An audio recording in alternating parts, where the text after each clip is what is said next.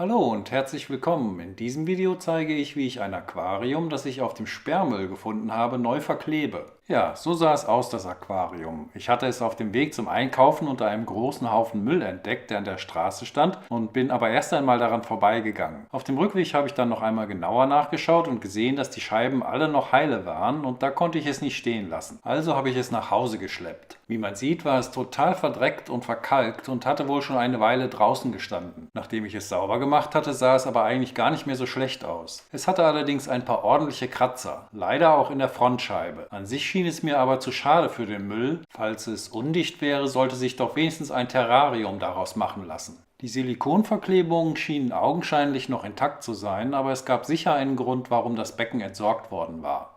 Der Deckel war abgerissen, aber das hat mich nicht weiter gestört. Den Rahmen hätte ich auch gerne entfernt, aber der hält nun mal leider alles zusammen. Die Scheiben waren nur von innen versiegelt, aber nicht miteinander verklebt. Wasser war von außen in die Ritzen eingedrungen und hatte Kalkspuren hinterlassen. Tja, dann kam der Dichtigkeitstest. Ich habe Packpapier unter das Aquarium gelegt, weil man sofort sieht, wenn das nass wird. Ich war vorsichtig und habe immer nur 5 Liter Wasser eingefüllt und dann eine Stunde gewartet, ob man einen Fleck auf dem Papier sieht. Aber es passierte nichts. Nachdem es 1/3 voll war, habe ich aufgehört und es so über Nacht stehen lassen. Am nächsten Morgen war immer noch kein Fleck zu sehen und so dachte ich, wenn es jetzt weiter oben undicht wird, dann kann man wenigstens ein Paludarium daraus machen. Ich bin dann mutiger geworden und habe es immer weiter aufgefüllt. Anscheinend war es immer noch dicht und ich fand, es sah so eigentlich schon ganz gut aus. Ich hätte mich gefreut, wenn es so geblieben wäre. Ich würde es ja meist vom Esstisch aus von der Seite sehen, aber auch von vorne gefiel es mir so ganz gut. Dann kam aber schnell die Ernüchterung. Der höhere Wasserdruck hatte Wasser durch das Silikon gepresst und es bildete sich ein Fleck unter dem Aquarium. Und zwar unten in der Mitte. Das hieß, auch für ein Paludarium war es so nicht geeignet. Jetzt musste ich aber ganz schnell das Wasser ablassen, bevor die Küche überschwemmt wurde. Danach ging es daran, das Aquarium neu abzudichten. Dazu musste aber erstmal das alte Silikon raus, weil Silikon nun mal nicht gut auf altem Silikon klebt. Ich zeige hier jetzt aber bewusst nicht, wie ich das gemacht habe, denn ich bin kein Experte und will nichts Falsches vormachen. Ich musste mich auch erst einmal schlau machen und habe mir dafür ein Video vom King of DIY angeschaut, das ich euch in der Videobeschreibung verlinkt habe.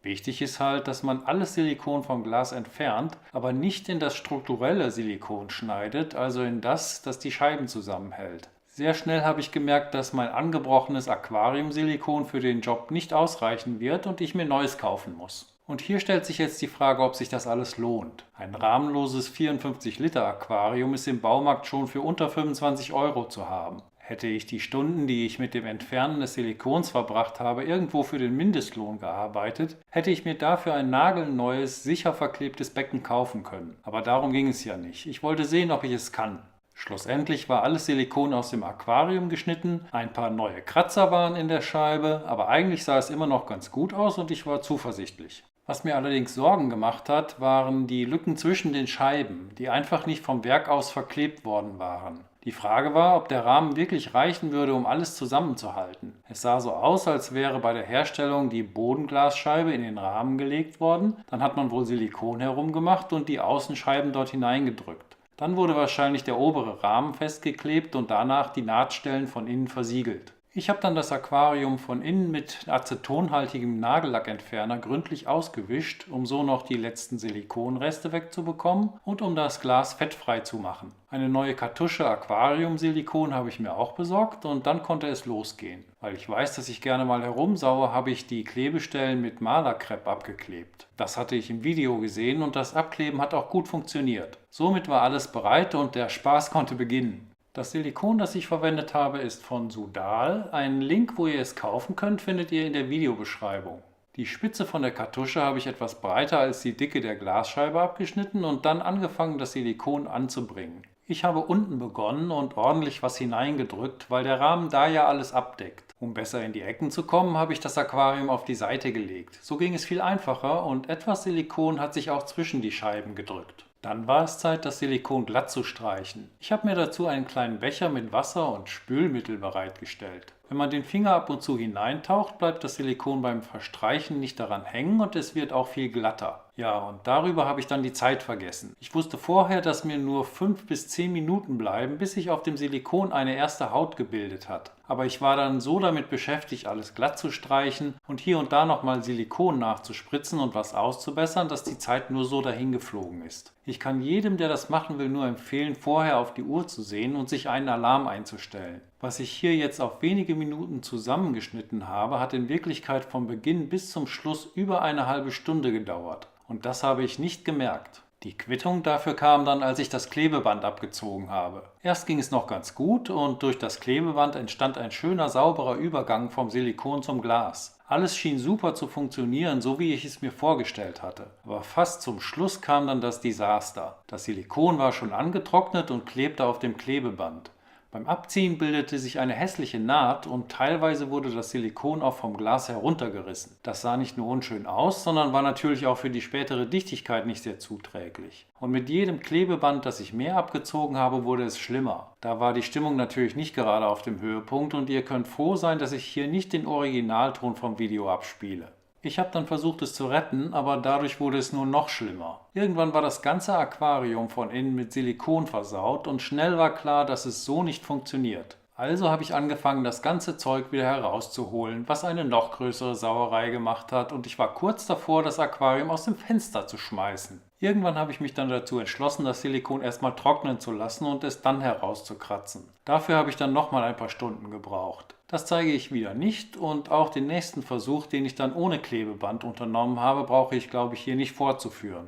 Von weitem sieht es jetzt neu verklebt ganz gut aus, aber von nahem würde ich sagen, schön ist anders. Das Klebeband zu benutzen hat schon seinen Sinn, wenn man halt schnell genug ist. Für den zweiten Versuch habe ich auch wieder fast 10 Minuten gebraucht und ich habe es gerade so geschafft, es glatt zu streichen, bevor es wieder eine Haut gebildet hat. Besonders der große Klecks Silikon vorne links in der Ecke ist nicht besonders schön. Eigentlich wollte ich unten nicht über den Rahmen hinauskommen, aber Plan und Wirklichkeit gehen halt manchmal auseinander, besonders wenn man etwas das erste Mal macht. Ob ich mich später traue, das Becken dauerhaft ganz voll zu machen, ist noch nicht sicher, und falls es jetzt tatsächlich dicht sein sollte, werde ich es sowieso meistens von der Seite aus sehen.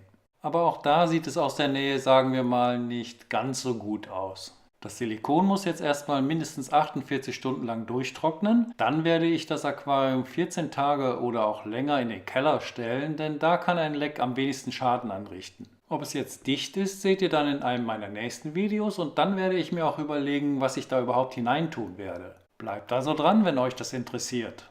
Für die ganze Aktion mit 2 Versuchen habe ich übrigens eine Silikonkartusche für 12 € verbraucht. Die zweite, die ich mir für den Notfall gekauft hatte, kann ich wieder zurückbringen. 12 € wären kein schlechter Preis für ein 54 Liter Aquarium, wenn es jetzt tatsächlich dicht ist. Aber da sind natürlich noch nicht die ganzen Arbeitsstunden mit hineingerechnet.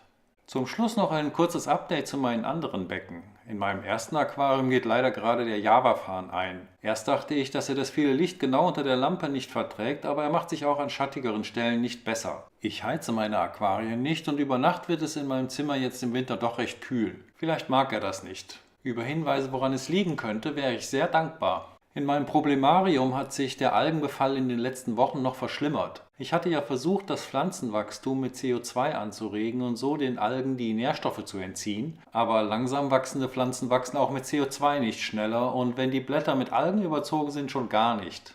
Außerdem ist jetzt die erste Dose CO2 anstatt nach 130 Tagen schon nach 100 Tagen leer, obwohl ich mich genau an die Dosierung gehalten habe. Ich werde mir jetzt auch keine neue mehr kaufen und verzichte jetzt auf CO2.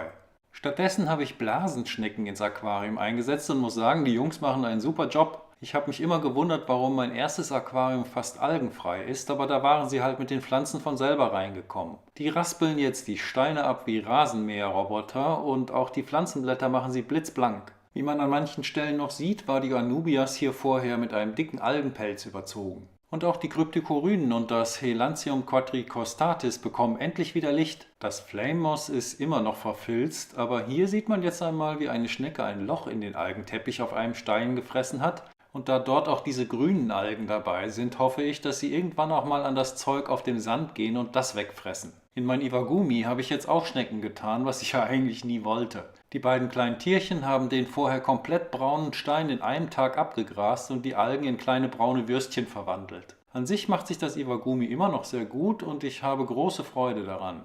Das Eleocharis acicularis mini ist nach dem letzten Schnitt schon wieder super nachgewachsen und das Monte Carlo bildet so langsam den gewünschten Teppich. Und das ohne CO2 und mit sehr schwachem Licht. Ja, das soll es jetzt aber für dieses Video gewesen sein. Wenn es euch gefallen hat, freue ich mich über einen Daumen nach oben, abonniert den Kanal und aktiviert die kleine Glocke, wenn ihr wissen wollt, wie es mit dem Sperrmüll-Aquarium weitergeht. Ich sage Tschüss, danke fürs Zuschauen und macht euch mal wieder die Hände nass.